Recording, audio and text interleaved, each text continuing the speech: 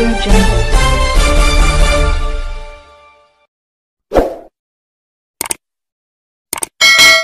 कुंदन गावडे, वैराग police Thane in charge. सध्या रस्ता सुरक्षा अभियान 2025 अंतर्गत वैराग पोलीस ठाणेकडून सर्व वैरागवासियांना आवाहन करण्यात येत आहे की सध्या वाढते अपघात ते रोखण्याच्या दृष्टिकोनातून वैराग पोलीस स्टेशनकडून विशेष मोहीम राबवली जात आहे।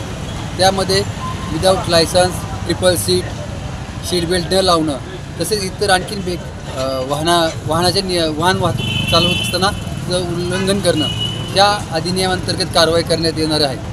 तरी ह्या वाहतूक नियमाचं कोणी उल्लंघन करणार नाही, सर्वांनी लायसन्स काढून घेतील, ट्रिपल सीट जाणार नाही, वाहनांचं स्पीड कमी ठेवतील, ह्या सर्व नियमांचं पालन करतील। यदा कदाचित कोणी याचं उल्लंघन करेल तर त्याच्यावरती वाहतूक नियमांतर्गत कायदेशीर कारवाई करण्यात येईल। धन्यवाद।